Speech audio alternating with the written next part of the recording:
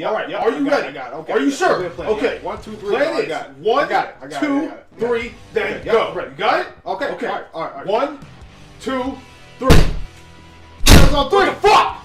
Oh, okay. 1, 2, 3, go. I got it. Okay. No. Okay. Not on 3. 1, 2, 3, go. I got it. Yep. I got it. 3. Yeah. I got it. Okay. Yeah. It's on 3. Not on 3. Okay. 1, 2, you ready? Okay. All right. 1. I'm ready. All right. 2. What the fuck are you doing? Oh, my bad. Why would you go on 2? Okay. 1, 2, 3, go. Okay, it's on 1, 2, Ready? 3, go. Okay. I got it. 2, 3, go. What? I did wrong. What the fuck? You fucking confusing me. I'm on 3. 1, 2, 3. Then Why would you go on 3? No, it's on go. I don't fucking know. 2, 3, then go. I'm sorry. 1, 2, 3. Let's try again. Okay, you got it. Let's try again. All right. So 3. Sure. 1, 2, then 1, 2, 3, go. I don't fucking know. I'm fucking confused. What the fuck? I'm sorry. It's 3 on 3. Let's do it again. Let's try to do it again. All right. God damn. Oh, we gotta do it at the same time. All right, 3. 1, 2, 3. Oh, on 3? On 3? 3, 2, 1. Okay, one time. 3, 2, 1. I need rings, Super Bowl size. I need a fine dime with some Super Bowl thighs. You say you the truth, that's a Super Bowl lie. I flex on a nigga like a super swole guy. You come into the squad and you super gon' die. I make it look easy and I super don't try. It's funny, everybody always looking up to me, but I've always been a super short guy. Bye. See? Problem solved. Come on, Leo!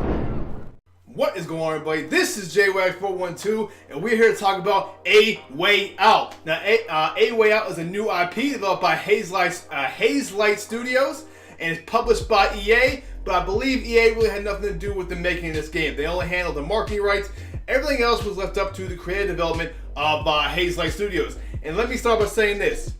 They did a fantastic job. Now, what this game is a tale of two people who meet in jail, two men who meet in jail, and they find out they have common interests. They find out that the same person put them in this predicament, so they work together and band. Now, this is a very story-driven game. It's a very narrative-heavy game, but to be honest with you, the story is a little so-so. It's been done before. It's a bit cliche. It doesn't have to hold your attention. It doesn't have to carry your story over, but I wish they could have done a little bit more to it and maybe perhaps add a little bit more originality. The game itself even pays homage to a bunch of classic films, to the likes of Shawshank Redemption and Scarface and things like that.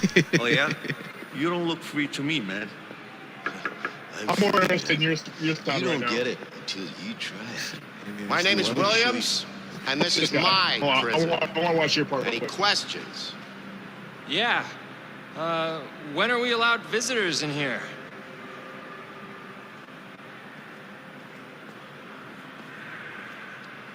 Oh, shit, he get a headline. This is exactly like Shawshank, being a Shawshank. Any other questions? Good. Welcome to your new He's like, home. when the fuck do we eat? We're done. You'll figure out as you go along. Any questions? When do we eat?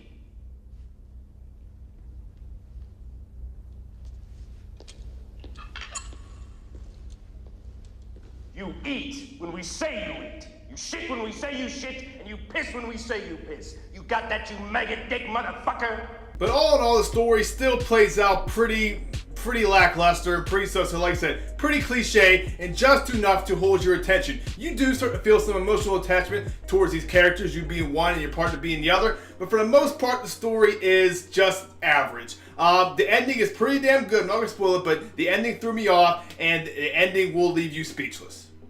But the story is not the main slicer. The story is not the main focus here. Where this game shines at is the gameplay mechanics, right? For the first time, we are seeing this split screen. What A Way Out is you and a person. It has to be a real person playing split screen from different consoles, right? Or the same consoles. They have couch co-op too. But what essentially is happening here is you can see your player's screen at all times, and they can see yours. So during your adventure, you'll have to coordinate with your partner to do certain tasks, whether it's opening the door or hiding a wrench or just, you know, a bunch of other mundane tasks, but it all works out fantastically. I remember the first scene here, you have to distract the nurse, and your buddy has to go grab a tool that is not allowed in the prison.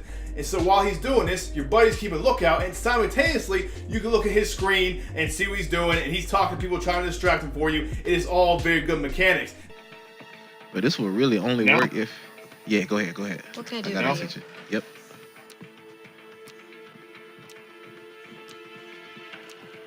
Am I going?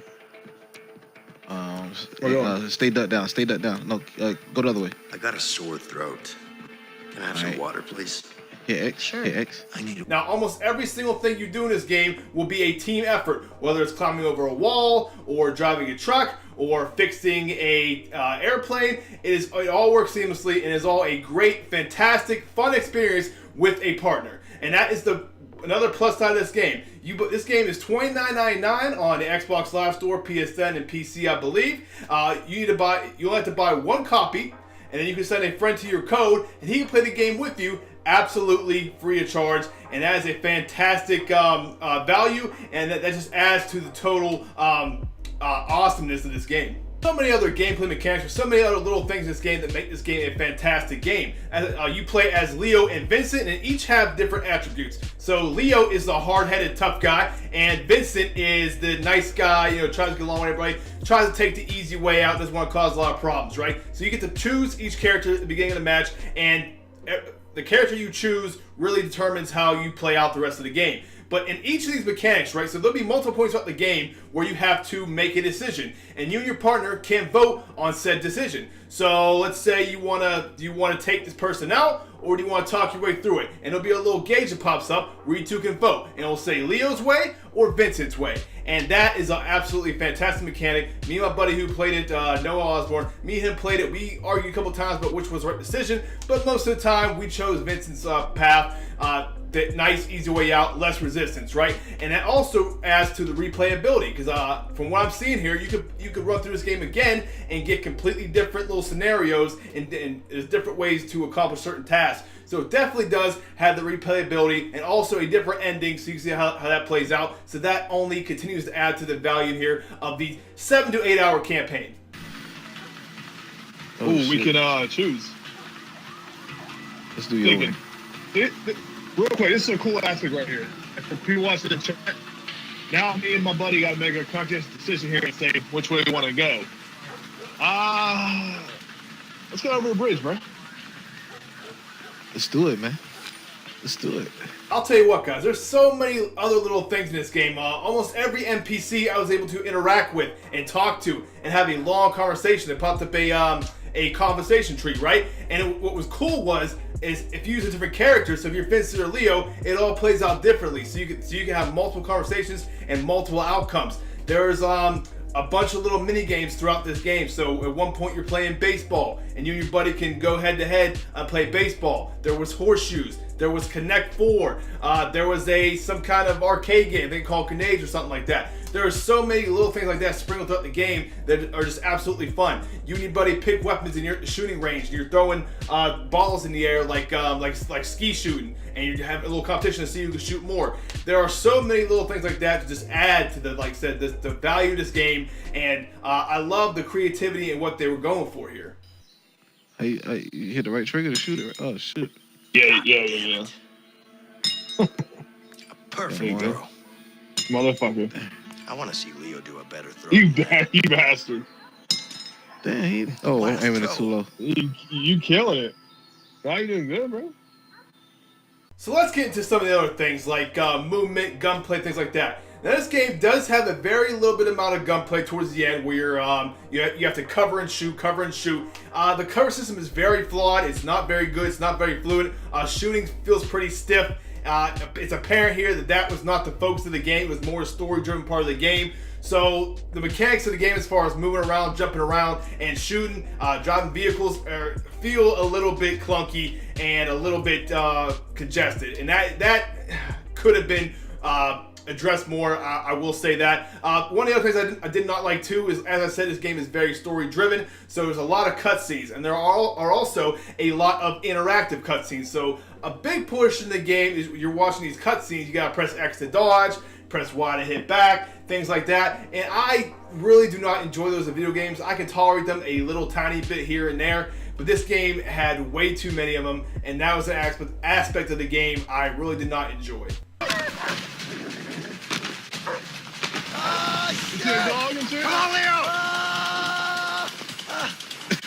That dog caught me.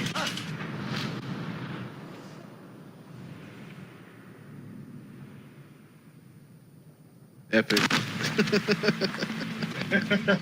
Appreciate that. Now for the visual side of things, this game is not the prettiest looking game on the market, no, not whatsoever, but it is not bad looking. It's in 1080p, 30 frames per second. I do not believe it's enhanced for Xbox One X or the PS4 Pro, but the game does look pretty good in certain sections. There are certain sections where I saw you're at a farm and the land looks beautiful. You got cows and pigs and all this other stuff. It all looks good. The grass, inside buildings, the lighting's pretty good. Everything for the most part is above average, I would say. But it's nothing fantastic. It's definitely not a looker. It's not going to win any awards for best graphics. But it does look pretty good. The character models do look pretty good with the exception of Leo. He looks a little bit odd to me. He looks more like a cartoon character at some points. And that could also be added to the voice acting. But for the most part in this game, the voice acting is pretty good. For the NPCs you interact with, people in the jail, Vincent's is fantastic. Vincent's wife and Leo's wife. But Leo's, to me, almost seems sometimes like the voice actor wasn't that engaged with it. Like he didn't really care too much with some of his lines. And you'll see if you play the game, some of Leo's lines sound pretty dull and pretty almost like they were forced. You know, like I wasn't really buying it. But for the most part, the rest of the audio in the game is good. From the from the sounds of guns going off, to the sounds of vehicles, to everything else, to alarms and sounds of the wind, stuff like that. The audio, like I said, not top notch, not the best quality, but it is pretty damn good. Once we do that, we can get the sheets in here. Sounds easy enough. Problem is, they don't allow inmates in there. You think we can sneak in somehow? Yeah, but we're gonna need to get a hold of a laundry cart. Once we have the cart, one of us has to hide in it. Then what? The guard will inspect it and then bring it to the back room.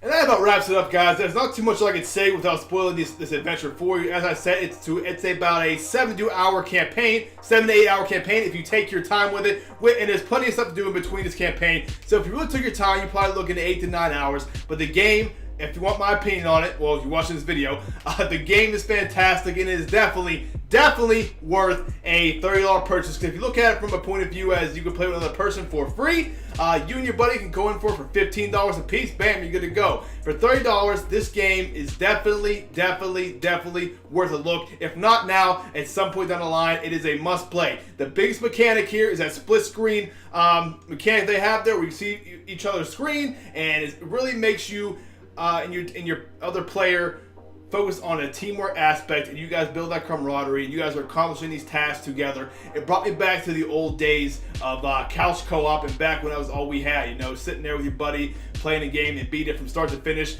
just drinking a couple of beers or whatever. That was a good feeling, and I hope they make a sequel. I hope the game does well. I hope it sells, because I would love to see another one or something with a similar premise. But, so for this time, guys, enjoy this video. Please like, comment, subscribe, all that bullshit. Talk to you guys next time. Thanks.